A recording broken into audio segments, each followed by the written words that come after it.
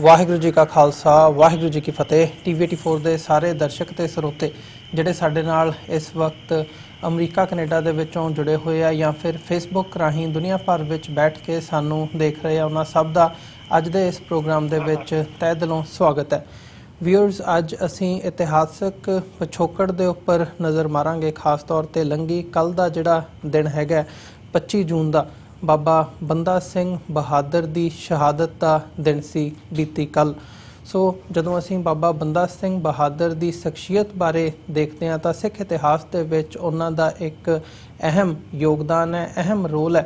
एक खास एक ऐसी शख्सियत ने जिन्हां नूं जदों असीं सिख किरदार की गल करते हैं, सिख फिलोसफी की गल करते हैं तो आम तौर पर जिहड़ी सिख संगत हैगी है, सिख इतिहासकार उन्हां नूं एक रोल मॉडल के तौर पर देखते हैं, जिन्हां ने बाबा बंदा सिंह बहादुर नूं 10वें पातशाह ने थापड़ा दे के दखण तो इधर नूं पंजाब वल नूं तोरिया सी, सरहंद फतेह कीती उन्हां ने, ते जिहड़ी छोटे साहिबजादियां दी शहादत दा बदला उन्हां ने लिया।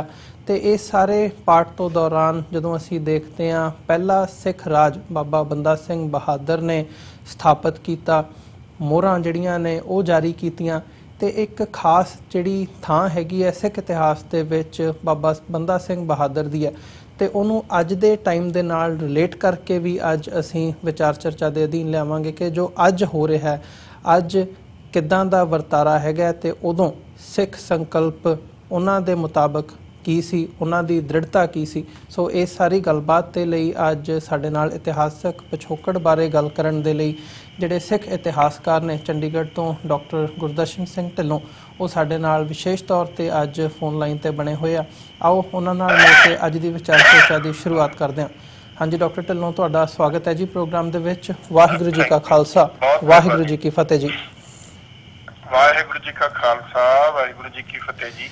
ਡਾਕਟਰ ਢਿੱਲੋਂ, ਸਭ ਤੋਂ ਪਹਿਲਾਂ ਤਾਂ ਮੈਂ ਬਾਬਾ ਬੰਦਾ ਸਿੰਘ ਬਹਾਦਰ ਬਾਰੇ ਹੀ ਤੁਹਾਡੀ ਜਿਹੜੀ ਇਤਿਹਾਸਕ ਪਰਿਖੇਪ ਦੇ ਵਿੱਚੋਂ ਜਾਣਨਾ ਚਾਹੂੰਗਾ। ਉਹਨਾਂ ਦਾ ਪਿਛੋਕੜ ਕੀ ਸੀ, 10ਵੇਂ ਪਾਤਸ਼ਾਹ ਦੇ ਨਾਲ ਉਹਨਾਂ ਦਾ ਇਨਕਾਊਂਟਰ ਕਿੰਨੇ ਸਮੇਂ ਦਾ ਸੀ, ਕਿਵੇਂ ਉਹ ਉਹਨਾਂ ਤੋਂ ਪ੍ਰਭਾਵਿਤ ਹੁੰਦੇ ਆ, ਤੇ ਫਿਰ ਕਿਵੇਂ ਜਿਵੇਂ ਆਉਂਦਾ ਇਤਿਹਾਸ ਦੇ ਵਿੱਚ ਵੀ 10ਵੇਂ ਪਾਤਸ਼ਾਹ ਨੇ ਥਾਪੜਾ ਦੇ ਕੇ ਉਹਨਾਂ ਨੂੰ ਪੰਜਾਬ ਦੇ ਵੱਲ ਤੋਰਿਆ। ਇਹ ਸਾਰਾ ਜਿਹੜਾ ਉਹਨਾਂ ਦੀ ਸ਼ਹਾਦਤ ਤੱਕ ਦਾ ਜਿਹੜਾ ਸਫ਼ਰ ਹੈਗਾ ਉਹ ਤੁਹਾਡੇ ਕੋਲੋਂ ਜਾਣਨਾ ਚਾਹੂੰਗਾ, ਤਾਂ ਕਿ ਅਸੀਂ ਸਮਝ ਸਕੀਏ ਕਿ ਜਿਹੜੇ ਸਿੱਖਾਂ ਦੇ ਰੋਲ ਮਾਡਲ ਹੈਗੇ ਆ ਉਹਨਾਂ ਤੋਂ ਅਸੀਂ ਇੰਸਪੀਰੇਸ਼ਨ ਵੀ ਲੈ ਸਕਦੇ ਹਾਂ, ਤੇ ਉਹਨਾਂ ਦਾ ਕਿਰਦਾਰ ਕੀ ਸੀ। ਕਿਤੇ ਡੋਲੇ ਨਹੀਂ ਉਹ ਆਪਣੇ ਬੱਚੇ ਜਿਨ੍ਹਾਂ ਦਾ ਇਤਿਹਾਸ ਦੇ ਵਿੱਚ ਜ਼ਿਕਰ ਆਉਂਦਾ ਹੈ। ਅਜੈ ਸਿੰਘ ਦਾ ਜਿਹੜਾ ਉਹਨਾਂ ਦੇ ਕਿਵੇਂ ਉਹ ਸਾਰਾ ਜਿਹੜਾ ਮਾਹੌਲ ਸੀ ਕਿਵੇਂ ਦਾ ਸੀ, ਤੇ ਤੁਸੀਂ ਸਾਨੂੰ ਜੇ ਉਸ ਬਾਰੇ ਵਿਸਥਾਰ ਦੇ ਵਿੱਚ ਜਾਣਕਾਰੀ ਦੇ ਸਕੋ। ਹਾਂ, ਦੇਖੋ, ਜਿੱਥੋਂ ਤੱਕ ਬਾਬਾ ਬੰਦਾ ਸਿੰਘ ਬਹਾਦਰ ਦੇ ਪਿਛੋਕੜ ਦੇ ਕੰਟੈਕਸਟ ਗੱਲ ਹੈ, ਉਸ ਬਾਰੇ ਬਹੁਤ ਘੱਟ ਇਤਿਹਾਸਕਾਰਾਂ ਨੂੰ ਪਤਾ ਹੈ ਜੀ। ਉਹਦੇ ਉੱਤੇ ਬਹੁਤ ਸਾਰੀਆਂ ਕੰਟਰੋਵਰਸੀਜ਼ ਆ। ਕੋਈ ਕਹਿੰਦੇ ਜੀ ਉਹਨਾਂ ਦਾ ਨਾਮ ਪਹਿਲਾਂ ਮਾਧੋ ਦਾਸ ਸੀ, ਕੋਈ ਕਹਿੰਦਾ ਲਛਮਣ ਦਾਸ ਸੀ, ਕੋਈ ਕੁਛ ਤੋਂ। ਲੇਕਿਨ ਜਿਹੜਾ ਸਿਗਨੀਫਿਕੈਂਟ ਇਤਿਹਾਸਿਕ ਰੋਲ ਆ ਬਾਬਾ ਬੰਦਾ ਸਿੰਘ ਬਹਾਦਰ ਦਾ, ਉਹ ਜਦੋਂ ਗੁਰੂ 10ਵੇਂ ਪਾਤਸ਼ਾਹ ਦੇ ਸੰਪਰਕ ਦੇ ਵਿੱਚ ਆ ਕੇ ਉਹ ਇੱਕ ਵੈਰਾਗੀ ਤੋਂ, ਐਸੈਟਿਕ ਤੋਂ ਕਨਵਰਟ ਹੁੰਦੇ ਆ ਇਨਟੂ ਸਿੱਖੀਜ਼ਮ ਜੀ। ਉਹ ਆਪਣੇ ਆਪ ਗੁਰੂ ਦੀ ਸ਼ਰਨ ਦੇ ਵਿੱਚ ਜਾ ਕੇ ਦੇਖਦੇ ਆ ਕਿ ਗੁਰੂ ਦੇ ਕੋਲ ਬਹੁਤ ਸਾਰੀਆਂ ਇਸ ਕਿਸਮ ਦੇ ਸਿਧਾਂਤ ਆ ਜਿਹੜੇ ਦੁਨੀਆ ਵਿੱਚੋਂ ਵਿਲੱਖਣ ਆ, ਦੁਨੀਆ ਵਿੱਚੋਂ ਯੂਨੀਕ ਆ। ਤੋਂ ਗੁਰੂ ਦੇ ਜਦੋਂ ਸੰਪਰਕ ਦੇ ਵਿੱਚ ਆਉਂਦੇ ਆ, ਉਸ ਤੋਂ ਬਾਅਦ ਉਹਨਾਂ ਦੀ ਸਾਰੀ ਜ਼ਿੰਦਗੀ ਦੇ ਵਿੱਚ ਇੱਕ ਪਰਿਵਰਤਨ ਆਉਂਦਾ, ਚੇਂਜ ਆਉਂਦਾ, ਟਰਾਂਸਫਰਮੇਸ਼ਨ ਆਉਂਦੀ ਆ। ਉਹ ਉਹਨਾਂ ਨੂੰ ਇੱਕ ਵੈਰਾਗੀ ਤੋਂ ਵਾਰੀਅਰ ਦੇ ਵਿੱਚ ਕਨਵਰਟ ਕਰਦੇ ਆ। ਤੋਂ ਵਾਰੀਅਰ ਵੀ ਉਹ ਆ ਜਿਹੜਾ ਸੇਂਟ, ਜਿਸ ਦੇ ਵਿੱਚ ਇਨਸਾਨੀ ਕਦਰਾਂ ਕੀਮਤਾਂ ਵੀ ਹੋਣ, ਲੇਕਿਨ ਉਹ ਜ਼ੁਲਮ ਦੇ ਖਿਲਾਫ ਖੜਾ ਹੋਵੇ। ਔਰ ਜਿਹੜਾ ਜ਼ੁਲਮ ਹੋਇਆ ਉਸ ਵੇਲੇ ਅਤਿਆਚਾਰ ਹੋਇਆ, ਉਸ ਦੀ ਜਿਹੜੀ ਪ੍ਰਪੋਰਸ਼ਨ ਆ ਬਹੁਤ ਜ਼ਿਆਦਾ ਸੀ, ਜਦ ਕਿ ਬਾਬਾ ਬੰਦਾ ਸਿੰਘ ਬਹਾਦਰ ਦੇ ਸਾਧਨ, ਰਿਸੋਰਸਿਸ ਔਰ ਉਹਨਾਂ ਦੇ ਕੋਲ ਫੌਜ ਬਿਲਕੁਲ ਹੀ ਨਾਮਾਤਰ ਸੀਗੀ। ਤੋਂ ਲੇਕਿਨ ਇੱਕ ਗੱਲ ਬਹੁਤ ਜ਼ਰੂਰੀ ਇੰਪੋਰਟੈਂਟ ਸੀ ਕਿ ਸਾਰੇ ਨਾਰਥ ਇੰਡੀਆ ਦੇ ਵਿੱਚ ਉਸ ਵੇਲੇ ਜਿਸ ਤਰੀਕੇ ਨਾਲ ਵੱਡੇ ਸਾਹਿਬਜ਼ਾਦਿਆਂ ਨੇ ਸ਼ਹਾਦਤ ਦਿੱਤੀ, ਛੋਟੇ ਸਾਹਿਬਜ਼ਾਦਿਆਂ ਨੂੰ ਇੰਨੀ ਘਿਰਨਾ ਦੇ ਨਾਲ, ਇੰਨੀ ਜ਼ੁਲਮੋ ਸਿਤਮ ਦੇ ਨਾਲ ਉਹਨਾਂ ਨੂੰ ਸ਼ਹੀਦ ਕੀਤਾ ਗਿਆ। ਉਸ ਦੇ ਨਾਲ ਸਾਰੇ ਇਸ ਖਿੱਤੇ ਦੇ ਵਿੱਚ ਲੋਕਾਂ ਦੇ ਵਿੱਚ ਇੱਕ ਰੰਜਿਸ਼ ਪੈਦਾ ਹੋ ਗਈ ਅਗੇਂਸਟ ਦੀ ਮੁਗਲ ਐਮਪਰਰ, ਖਾਸ ਤੌਰ ਦੇ ਉੱਤੇ ਜਿਹੜਾ ਉਸ ਵੇਲੇ ਸਰਹੰਦ ਦਾ ਸੂਬੇਦਾਰ ਸੀ। ਤੋ ਉਸ ਜਿਹੜੀ ਉਸ ਇਸ ਕਿਸਮ ਦੀ ਰੰਜਿਸ਼, ਇਸ ਕਿਸਮ ਦਾ ਗੁੱਸਾ, ਇਸ ਕਿਸਮ ਦਾ ਜੋਸ਼ ਜੋ ਪੈਦਾ ਹੋਇਆ ਤਾਂ ਗੁਰੂ ਮਹਾਰਾਜ ਨੇ ਉਹਨਾਂ ਨੂੰ ਭੇਜਿਆ ਕਿ ਜਾਓ, ਜਾ ਕੇ ਉੱਥੇ ਦੇਖੋ ਕਿਸ ਕਿਸਮ ਦਾ ਜ਼ੁਲਮ ਹੋਇਆ ਤੇ ਉਸ ਜ਼ੁਲਮ ਨੂੰ ਠੱਲ ਪਾਓ ਜੀ। ਬਦਲਾ ਲੈਣ ਦਾ ਕਨਸੈਪਟ ਸਿੱਖਾਂ ਦੇ ਵਿੱਚ ਨਹੀਂ, ਮਾਫ ਕਰਨਾ ਤੁਸੀਂ ਲਫ਼ਜ਼ ਬਦਲੇ ਦਾ ਇਸਤੇਮਾਲ ਕੀਤਾ ਜੀ। ਸਿੱਖ ਕੰਪੈਸ਼ਨੇਟ ਆ, ਸਿੱਖ ਰਹਿਮ ਕਰਦਾ, ਸਿੱਖ ਕਿਸੇ ਤੋਂ ਬਦਲਾ ਨਹੀਂ ਲੈਂਦਾ ਸਿੱਖ। ਲੇਕਿਨ ਜਦੋਂ ਕੋਈ ਬਹੁਤ ਹੀ ਵੱਡਾ ਜ਼ੁਲਮੋ ਸਿਤਮ ਅਤਿਆਚਾਰ ਹੋ ਰਿਹਾ, ਉਸ ਅਤਿਆਚਾਰ ਦੇ, ਟ੍ਰਿਨੀ ਦੇ, ਓਪਰੇਸ਼ਨ ਦੇ, ਸਪਰੈਸ਼ਨ ਦੇ ਖਿਲਾਫ ਜ਼ਰੂਰ ਖੜਾ ਹੋ ਕੇ ਉਸ ਦੇ ਅਗੇਂਸਟ ਬਗਾਵਤ ਵੀ ਕਰਦਾ ਤੇ ਉਸ ਦੇ ਅਗੇਂਸਟ ਲੜਦਾ ਵੀ ਹੈ ਜੀ। ਤੋ ਉਸ ਕੰਟੈਕਸਟ ਤੇ ਮਹਾਰਾਜ ਨੇ ਇਹਨਾਂ ਨੂੰ ਨਾਲ ਸਿੰਘ ਭੇਜੇ, 5 ਪਿਆਰੇ ਭੇਜੇ ਵੀ ਜਾਓ, ਔਰ ਉਸ ਦੇ ਨਾਲ ਹੁਕਮਨਾਮੇ ਲਿਖ ਕੇ ਦਿੱਤੇ ਵੀ ਜਾਓ ਉੱਥੇ ਜਿਹੜੇ ਮੇਰੇ ਸਿੱਖ ਆ ਉਹਨਾਂ ਨੂੰ ਤੁਸੀਂ ਇਹ ਸੁਨੇਹਾ ਦਿਓ, ਔਰ ਉਹ ਸੁਨੇਹਾ ਜਦੋਂ ਤੁਸੀਂ ਦਿਓਗੇ ਉਹ ਤੁਹਾਡੇ ਨਾਲ ਆ ਕੇ ਖੜੇ ਹੋਣਗੇ ਔਰ ਜ਼ੁਲਮ ਦੇ ਖਿਲਾਫ ਲੜਨਗੇ ਜੀ। ਤੋ ਦਿੱਲੀ ਤੋਂ ਜਦੋਂ ਚੱਲੇ ਕੈਥਲ, ਸਾਰੇ ਇਸ ਏਰੀਆ ਦੇ ਵਿੱਚ ਜਿੱਥੇ ਜਿੱਥੇ ਬਹੁਤ ਜ਼ਿਆਦਾ ਜ਼ੁਲਮੋ ਸਿਤਮ ਹੋ ਰਿਹਾ ਸੀ, ਉਸ ਦੇ ਵਿੱਚ ਉਹਨਾਂ ਨੇ ਆਪਣੀ ਫੌਜ ਖੜੀ ਕੀਤੀ, ਔਰ ਫੌਜ ਵੀ ਉਹ ਇਸ ਕਿਸਮ ਦੀ ਆਰਗੇਨਾਈਜ਼ ਨਹੀਂ ਸੀ ਕਿਉਂਕਿ ਵਕਤ ਬਹੁਤ ਥੋੜਾ ਸੀ ਔਰ ਜ਼ੁਲਮ ਦੀ ਜਿਹੜੀ ਇੰਤਹਾ ਸੀ ਉਹ ਬਹੁਤ ਜ਼ਿਆਦਾ ਸੀ ਜੀ। ਤੋ ਉਹਨਾਂ ਨੇ ਮਤਲਬ ਆਪਣੀ ਅਨਆਰਗੇਨਾਈਜ਼ਡ ਫੌਜ ਦੇ ਨਾਲ ਇੱਕ ਮਿਰੇਕਲ ਹੈ ਵੀ ਆਪਣੇ ਆਪ ਦੇ ਵਿੱਚ, ਇੱਕ ਐਸੀ ਚੀਜ਼ ਆ ਜਿਹੜੀ ਦੁਨੀਆ ਦੇ ਵਿੱਚ ਅਣਹੋਣੀ ਹੋਈ। ਐਡਾ ਸਟਰੋਂਗ ਆਰਗੇਨਾਈਜ਼ਡ ਐਸਟੈਬਲਿਸ਼ਡ ਰੂਲ ਜਿਸ ਤਰ੍ਹਾਂ ਦਾ ਮੁਗਲਾਂ ਦਾ ਸੀ ਉਸ ਵੇਲੇ ਦਾ, ਉਸ ਦੀਆਂ ਨੀਹਾਂ ਨੂੰ ਹਿਲਾ ਦੇਣਾ ਔਰ ਉਸ ਦੇ ਵਿੱਚ ਐਡੇ ਤਾਕਤਵਰ ਜਿਹੜਾ ਸਰਹੰਦ ਦਾ ਸੂਬੇਦਾਰ ਸੀ ਉਸ ਨੂੰ ਮੈਦਾਨੇ ਜੰਗ ਦੇ ਵਿੱਚ ਹਰਾ ਦੇਣਾ ਔਰ ਉਸ ਨੂੰ ਖਤਮ ਕਰ ਦੇਣਾ ਫਿਜ਼ੀਕਲੀ, ਇੱਕ ਆਪਣੇ ਆਪ ਦੇ ਵਿੱਚ ਬਹੁਤ ਵੱਡੀ ਮਿਰੇਕਲ ਸੀ। ਕੀ ਮਿਰੇਕਲ ਸੀ ਦੇਖੋ, ਸਾਰਾ ਜਿਹੜਾ ਜਾਰਗਨ ਆ ਉਹ ਵੀ ਬਦਲਦਾ। ਜਿਸ ਜਗ੍ਹਾ ਦਾ ਨਾਮ ਸਰਹੰਦ ਸੀ, ਸਿਰਹੰਦ, ਹਿੰਦ ਦਾ ਸਿਰ ਉਸ ਨੂੰ ਕਿਹਾ ਜਾਂਦਾ ਸੀ, ਉਸ ਨੂੰ ਕਨਵਰਟ ਕਰਕੇ ਫਤਿਹਗੜ੍ਹ ਸਾਹਿਬ ਬਣ ਗਿਆ। ਕ੍ਰੋਨੋਲੋਜੀ ਬਦਲ ਦਿੱਤੀ ਗੁਰੂ ਦੇ ਜਿਹੜੇ ਫਾਲੋਅਰ ਸੀ ਬਾਬਾ ਬੰਦਾ ਸਿੰਘ ਬਹਾਦਰ ਨੇ ਆਪਣੇ ਕਾਰਨਾਮਿਆਂ ਦੇ ਨਾਲ, ਔਰ ਕਾਰਨਾਮੇ ਜਿਹੜੇ ਸੀ ਉਹ ਸ਼ਹਾਦਤ ਦੀ ਜਿਹੜੀਆਂ ਵੱਡੀਆਂ ਕਦਰਾਂ ਕੀਮਤਾਂ ਜਿਹੜੀਆਂ ਪੰਜਵੇਂ ਪਾਤਸ਼ਾਹ ਨੇ ਐਸਟੈਬਲਿਸ਼ ਕੀਤੀਆਂ ਸੀ ਉਹਨਾਂ ਦੇ ਉੱਤੇ ਸੀ, ਇਨਸਾਨੀ ਕਦਰਾਂ ਕੀਮਤਾਂ ਦੇ ਉੱਤੇ ਸੀ। ਔਰ ਉਸ ਜ਼ੁਲਮੋ ਸਿਤਮ ਦੇ ਨਾਲ ਫਿਰ ਮਤਲਬ ਇੱਕ ਰਾਜ ਐਸਾ ਐਸਟੈਬਲਿਸ਼ ਕੀਤਾ ਜਿਹੜਾ ਦੁਨੀਆ ਦੇ ਇਤਿਹਾਸ ਦੇ ਵਿੱਚ ਯੂਨੀਕ ਸੀ। ਨਾ ਕਲਗੀ ਲਾਈ, ਨਾ ਆਪਣੇ ਆਪ ਨੂੰ ਮਹਾਰਾਜਾ ਕਿਹਾ, ਨਾ ਤਖਤ ਤੇ ਬੈਠੇ, ਔਰ ਜਿਹੜੇ ਸਿੱਕੇ ਵੀ ਜਾਰੀ ਕੀਤੇ ਜਿਸ ਤਰ੍ਹਾਂ ਤੁਸੀਂ ਦੱਸਿਆ ਉਹ ਵੀ ਗੁਰੂ ਦੇ ਨਾਂ ਦੇ ਉੱਤੇ ਜੀ, ਉਹ ਵੀ ਗੁਰੂ ਦੇ ਨਾਂ ਦੇ ਉੱਤੇ ਸਿੱਕੇ ਜਾਰੀ ਕੀਤੇ। ਔਰ ਸਭ ਤੋਂ ਵੱਡੀ ਜਿਹੜੀ ਗੱਲ ਬਾਬਾ ਬੰਦਾ ਸਿੰਘ ਬਹਾਦਰ ਨੇ ਕੀਤੀ ਕਿ ਲੋਕਾਂ ਨੂੰ ਪਹਿਲੀ ਵਾਰ ਹਿੰਦੁਸਤਾਨ ਦੇ ਇਤਿਹਾਸ ਦੇ ਵਿੱਚ ਰਾਈਟ ਟੂ ਲੈਂਡ ਦਿੱਤਾ। ਪਹਿਲਾਂ ਜਿਹੜੀ ਸਾਰੀ ਜ਼ਮੀਨ ਸੀ ਉਹ ਸਰਕਾਰ ਦੀ, ਸਟੇਟ ਦੀ ਹੁੰਦੀ ਸੀ ਜੀ, ਔਰ ਉਸ ਦੇ ਵਿੱਚ ਜਿਹੜੇ ਸਿਰਫ ਫਾਰਮਰ ਹੁੰਦੇ ਸੀ ਉਹ ਟਿਲਰਸ ਹੁੰਦੇ ਸੀ, ਉਹ ਮੁਆਵਜ਼ਾ ਦਿੰਦੇ ਸੀ ਸਰਕਾਰ ਨੂੰ ਔਰ ਫਿਰ ਉਹਨਾਂ ਨੂੰ ਹੱਕ ਮਿਲਦਾ ਸੀ ਕਿ ਉਹ ਆਪਣੀ ਖੇਤੀ ਕਰਨ। ਖੇਤੀ ਕਰਨ ਤੋਂ ਬਾਅਦ ਉਹ ਆਪਣਾ ਚੌਥਾ ਜਿਸ ਤਰ੍ਹਾਂ ਦਾ ਵੀ ਉਹਨਾਂ ਦਾ ਪ੍ਰਪੋਰਸ਼ਨੇਟ ਇੱਕ ਬੜਾ ਤੀਜਾ ਹਿੱਸਾ ਜਿਹੜਾ ਰੈਵਨਿਊ ਹੁੰਦਾ ਸੀ ਉਹ ਸਰਕਾਰ ਨੂੰ ਦਿੰਦੇ ਸੀ ਤੇ ਉਹਨਾਂ ਕੀ ਉਹਨਾਂ ਨੂੰ ਰਾਈਟ ਸੀ ਜੀ। ਪਹਿਲੀ ਵਾਰ ਬਾਬਾ ਬੰਦਾ ਸਿੰਘ ਬਹਾਦਰ ਨੇ ਜਿਹੜੇ ਫਾਰਮਰ ਸੀ, ਰਾਈਟ ਸੀ, ਉਹਨਾਂ ਨੂੰ ਰਾਈਟ ਟੂ ਲੈਂਡ ਦਿੱਤਾ। ਇਹ ਇੱਕ ਬਹੁਤ ਵੱਡਾ ਰੈਵੋਲੂਸ਼ਨਰੀ ਸਟੈਪ ਆ ਜਿਹੜਾ ਹਿੰਦੁਸਤਾਨ ਦੇ ਇਤਿਹਾਸ ਦੇ ਵਿੱਚ ਪਹਿਲੀ ਵਾਰ ਕਰਕੇ ਦਿਖਾਇਆ ਬਾਬਾ ਬੰਦਾ ਸਿੰਘ ਬਹਾਦਰ ਨੇ ਜੀ। ਤੋ ਇਹ ਸਾਰੀਆਂ ਚੀਜ਼ਾਂ ਨੇ ਜਿਹੜੀਆਂ ਚੱਲੀਆਂ ਆ ਰਹੀਆਂ ਟ੍ਰੈਡੀਸ਼ਨ ਸੀ ਜਿਸ ਦੇ ਵਿੱਚ ਫਾਰਮਰਸ ਨੂੰ ਵੀ ਸਪਰੈਸ ਕੀਤਾ ਜਾਂਦਾ ਸੀ ਔਰ ਦੂਸਰੀ ਵਿਚਾਰਧਾਰਾ ਦੇ ਉੱਤੇ ਜ਼ੁਲਮੋ ਸਿਤਮ ਕੀਤਾ ਜਾਂਦਾ ਸੀ, ਉਹ ਸਾਰੀਆਂ ਟ੍ਰੈਡੀਸ਼ਨ ਸਦੀਆਂ ਤੋਂ ਚੱਲੀਆਂ ਆ ਰਹੀਆਂ, ਉਹਨਾਂ ਦੇ ਉੱਤੇ ਠੱਲ ਪਾ ਦਿੱਤੀ ਔਰ ਇੱਕ ਬਹੁਤ ਵੱਡੀ ਬਹੁਤ ਇੰਪੋਰਟੈਂਟ ਗੱਲ ਜਿਹੜੀ ਗੁਰੂਆਂ ਨੇ ਕੀਤੀ ਆ ਕਿ ਉਹਨਾਂ ਨੂੰ ਸੈਲਫ ਅਸਟੀਮ ਦਿੱਤੀ ਆਮ ਲੋਕਾਂ ਨੂੰ ਕਿ ਭਾਈ ਤੁਸੀਂ ਇਸ ਧਰਤੀ ਦੇ ਮਾਲਕ ਹੋ ਔਰ ਇਸ ਧਰਤੀ ਦੀ ਜਿਹੜੀ ਸੋਵਰੇਨਟੀ ਆ ਉਹਦੇ ਤੇ ਤੁਹਾਡਾ ਲੈਜੀਟੀਮੇਟ ਰਾਈਟ ਆ।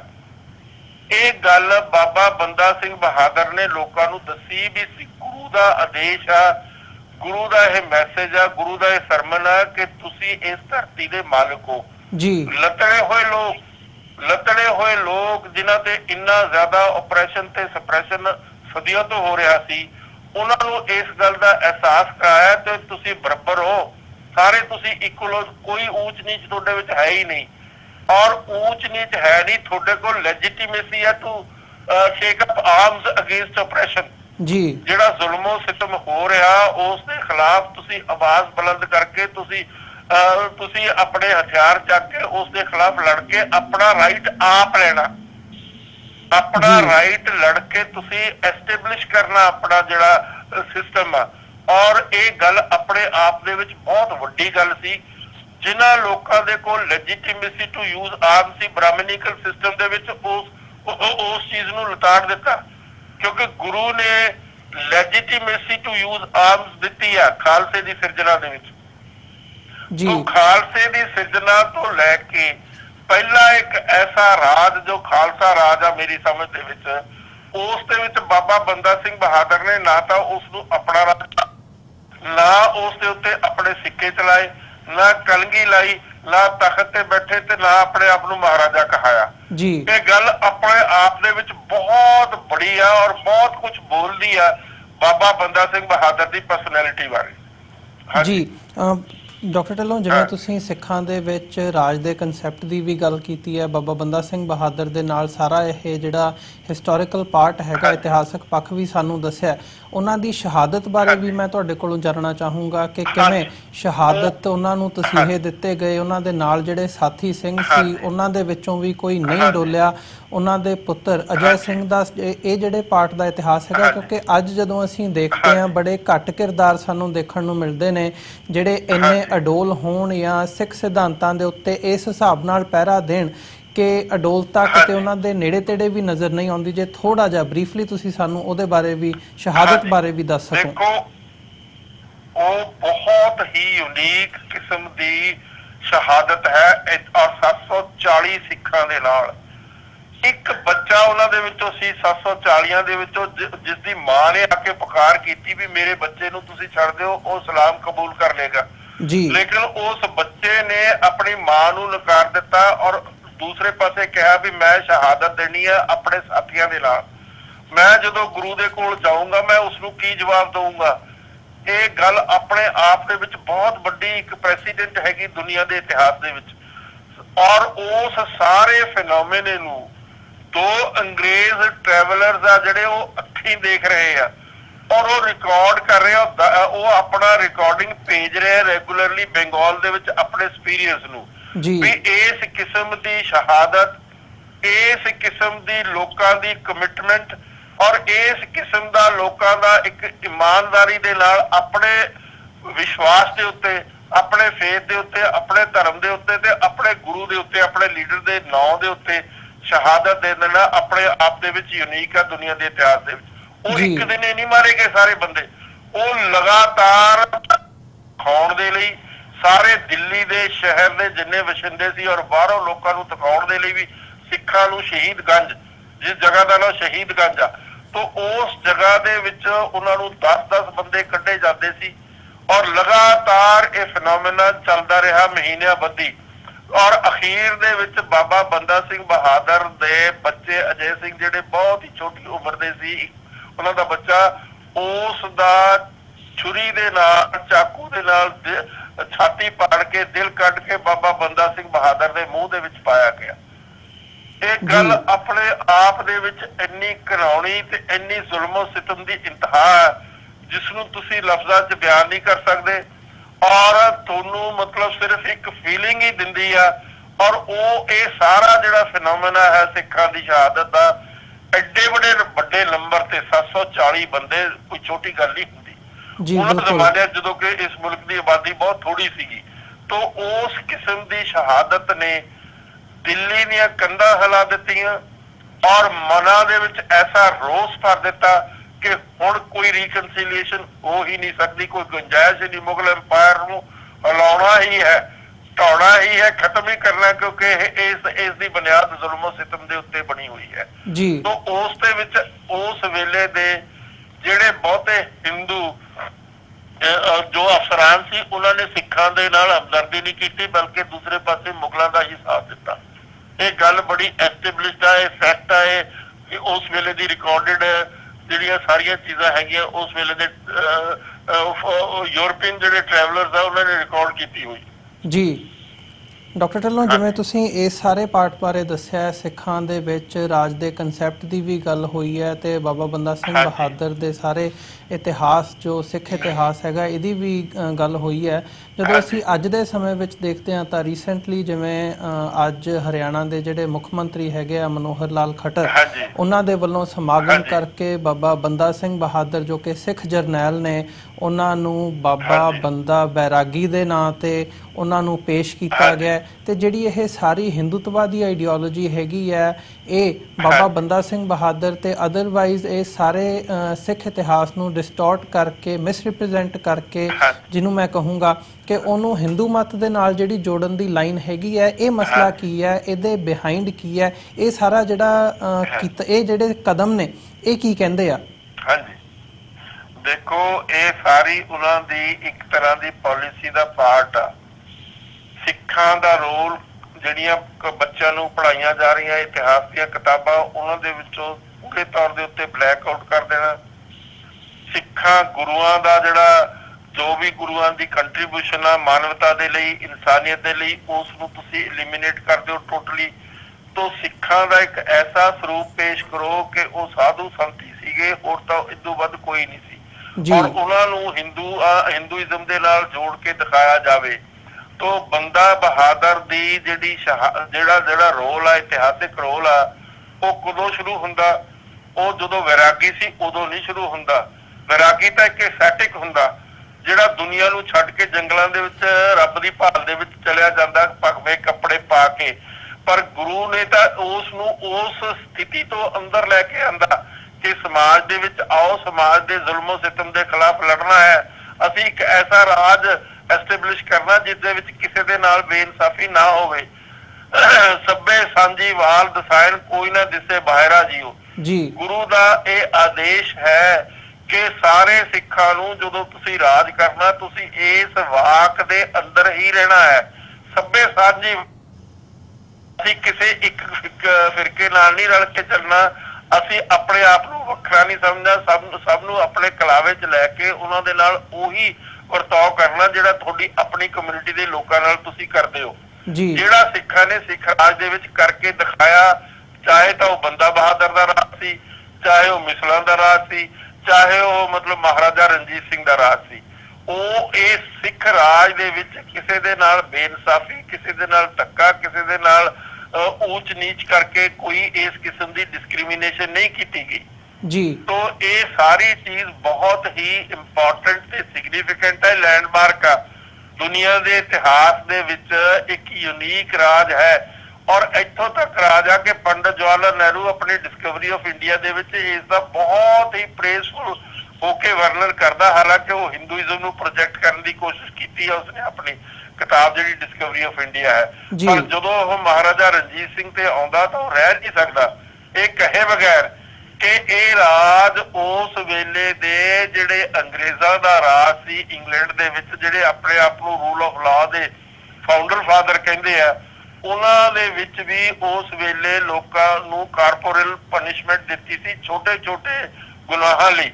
जे किसी का बटूआ चक लिया उहदे हथ कट्टे जांदे सी, जे किसी का कोई होर छोटी मोटी चोरी कर ली, किसी का कंन कटता, किसी का नक कटता, किसी की बाह कटती।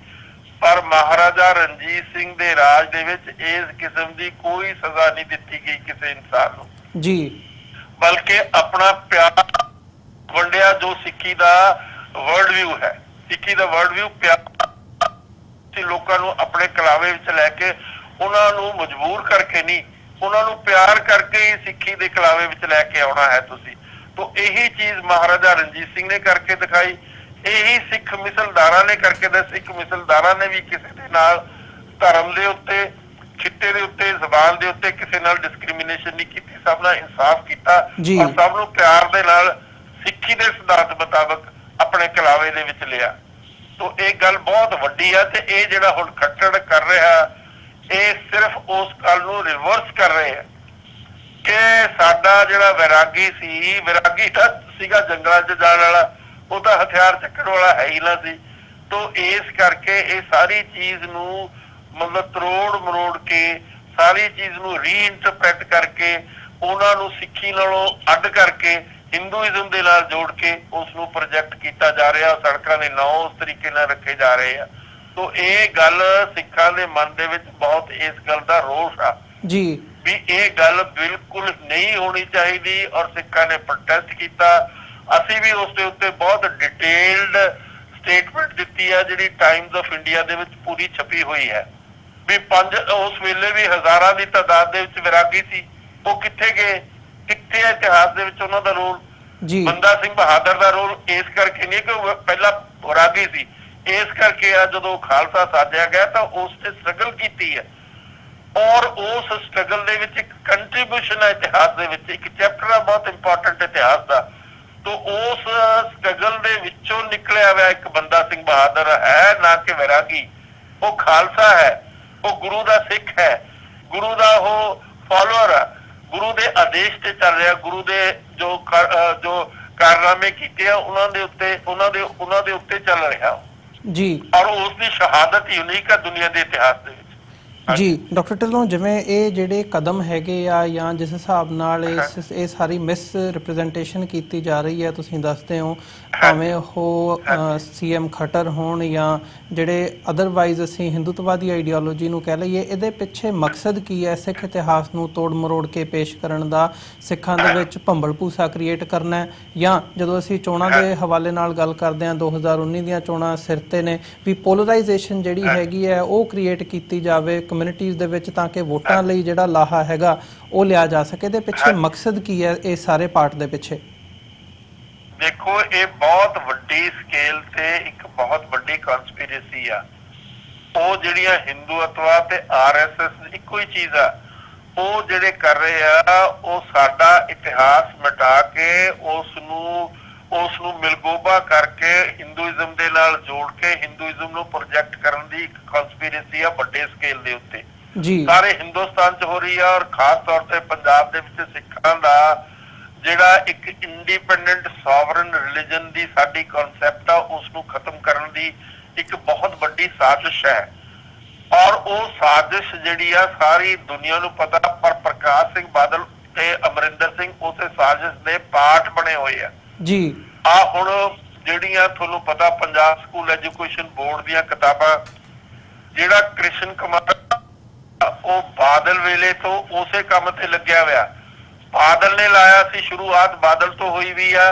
ਔਰ ਫਿਰ ਹੁਣ ਉਹ ਜਦੋਂ ਅਮਰਿੰਦਰ ਦੀ ਸਰਕਾਰ ਆਈ ਫਿਰ ਵੀ ਉਹ ਉਸੇ ਅਹੁਦੇ ਤੇ ਕਾਇਮ ਆ। ਔਰ ਹੁਣ ਜਦੋਂ ਇੰਨਾ ਰੌਲਾ ਬਣਿਆ, ਐਡੀ ਵੱਡੀ ਕਮੇਟੀ ਉਹਨਾਂ ਨੇ ਸੁਪਰਵਿਜ਼ਨ ਕਮੇਟੀ ਬਣਾਤੀ, ਸੁਪਰਵਾइजरी कमेटी बनाती, कमेटी ने रिपोर्ट देती कि ये सारी चीज गलत है, ये सारी सिखिज्म के खिलाफ आ, सिख इतिहास के खिलाफ की जा रही है जानबुझ के। तो बावजूद इस गल दे जिहड़ा कृष्ण कुमार आ वो उस अहुदे ते कायम आ जी। जिहड़ा कि RSS का कारण को ना वो है तो IAS ऑफिसर अंदरों उहदियां तारा RSS नाल जुड़ियां हुई जी। उसके उत्ते ना तो बादल ने कोई उसके उत्ते एक्शन लिया, ना हुण अमरिंदर उसते एक्शन ले रहा। तो ये सारी चीज दिल्लीओं चल रही है, नागपुर तो चलती हुई दिल्ली के राही इंप्लीमेंट हो रही है जी। डॉक्टर ढिल्लों, तुहाडा बहुत बहुत धन्नवाद। तुसीं इस सारे इशू के उपर इतिहास के बारे ते अज जो करंटली चल रहा है उहदे ते भी अपना परसपैक्टिव दिता है। इस सब लई असीं तुहाडा बहुत बहुत धन्नवाद करते हैं इस प्लेटफॉर्म तो। ते अज दे शो दे विच इत्थे ही तुहाडे कोलों असीं इजाजत चाहांगे। बहुत बहुत धन्नवाद तुहाडा डॉक्टर ढिल्लों। फतेह दी सांझ पाईए जी। वाहिगुरू जी का खालसा, वाहिगुरू जी की फतेह। व्यूअर्स, उम्मीद करते हैं कि जिहड़ी साडी अज दी गलबात सी चंडीगढ़ तो इतिहासकार डॉक्टर गुरदर्शन सिंह ढिल्लों होरां दे नाल वो तुहानूं जरूर पसंद आई होवेगी। जिवें उन्हां वल्लों भी दस्सिया गया ते अज सिख कौम दे विच एक खदशा भी हैगा कि जिहड़ी सिख इतिहास है, सिख हिस्टरी हैगी है, उहनूं तोड़ मरोड़ के पेश किया जा रहा है ਤੇ ਉਹਦੇ ਜਿਹੜੇ ਕਾਰਨ ਨੇ ਉਹ ਵੀ ਡਾਕਟਰ ਢਿੱਲੋਂ ਵੱਲੋਂ ਬਿਆਨ ਕੀਤੇ ਗਏ ਨੇ। ਉਮੀਦ ਕਰਦੇ ਹਾਂ ਕਿ ਇਹਦੇ ਤੋਂ ਸਾਡੇ ਜਿਹੜੇ ਦਰਸ਼ਕ ਹੈਗੇ ਆ ਉਹ ਕੁਝ ਸਿੱਖਣਗੇ ਵੀ ਤੇ ਇੱਕ ਇਨਸਪੀਰੇਸ਼ਨ ਦੇ ਤੌਰ ਤੇ ਜੇ ਉਹਦੇ ਲਈ ਜੋ ਵੀ ਉਹਨੂੰ ਰੋਕਣ ਦੇ ਲਈ ਅਸੀਂ ਆਪਣੇ ਤੌਰ ਤੇ ਯੋਗਦਾਨ ਪਾ ਸਕਦੇ ਹਾਂ ਉਹ ਵੀ ਪਾਈਏ। ਸੋ ਅੱਜ ਇਸ ਪਲੇਟਫਾਰਮ ਤੋਂ ਜਿੱਥੇ ਅਸੀਂ ਇਸ ਸ਼ੋਅ ਦੀ ਸਮਾਪਤੀ ਦੇ ਵੱਲ ਨੂੰ ਵਧ ਰਹੇ ਹਾਂ, ਜਾਂਦੇ ਜਾਂਦੇ ਤੁਹਾਡੇ ਚਰਨਾਂ ਦੇ ਵਿੱਚ ਬੇਨਤੀ ਵੀ ਕਰਦੇ ਹਾਂ TV84 ਨੂੰ ਅੱਗੇ ਵਧਾਉਣ ਦੇ ਲਈ, ਚੱਲਦਾ ਰੱਖਣ ਦੇ ਲਈ ਸਾਨੂੰ ਸਹਾਇਤਾ ਦੀ ਲੋੜ ਹੈ ਤੁਹਾਡੀ। TV84 ਨੂੰ ਡੋਨੇਟ ਕਰਨ ਦੇ ਲਈ ਤੁਸੀਂ ਸਾਡੀ ਵੈਬਸਾਈਟ www.tv84.tv ਤੇ ਜਾ ਕੇ ਸਾਨੂੰ ਡੋਨੇਟ ਕਰ ਸਕਦੇ ਹੋ ਤੇ ਮੰਥਲੀ ਡੋਨੇਸ਼ਨਸ ਦੇ ਲਈ ਪਲੈਜ ਕਰ ਸਕਦੇ ਹੋ। ਜੇ ਚੈੱਕ ਰਾਹੀਂ ਡੋਨੇਸ਼ਨਸ ਭੇਜਣੀਆਂ ਚਾਹੁੰਦੇ ਹੋ ਤਾਂ TV84 ਦੇ ਨਾਂ ਦਾ ਚੈੱਕ ਬਣਾ ਕੇ ਤੁਸੀਂ ਸਾਨੂੰ ਸਾਡੇ ਐਡਰੈਸ ਤੇ ਮੇਲ ਕਰ ਸਕਦੇ ਹੋ। 3601 37th ਐਵਨਿਊ, ਲੌਂਗ ਆਈਲੈਂਡ ਸਿਟੀ, ਨਿਊਯਾਰਕ 11101। ਵੈਬਸਾਈਟ ਇੱਕ ਵਾਰ ਫਿਰ ਰਿਪੀਟ ਕਰਦੇ ਹਾਂ, www.tv84.tv।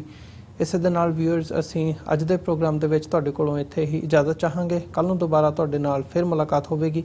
ਤਦ ਤੱਕ ਲਈ ਇਜਾਜ਼ਤ ਦਿਓ ਜੀ। ਵਾਹਿਗੁਰੂ ਜੀ ਕਾ ਖਾਲਸਾ, ਵਾਹਿਗੁਰੂ ਜੀ ਕੀ ਫਤਿਹ।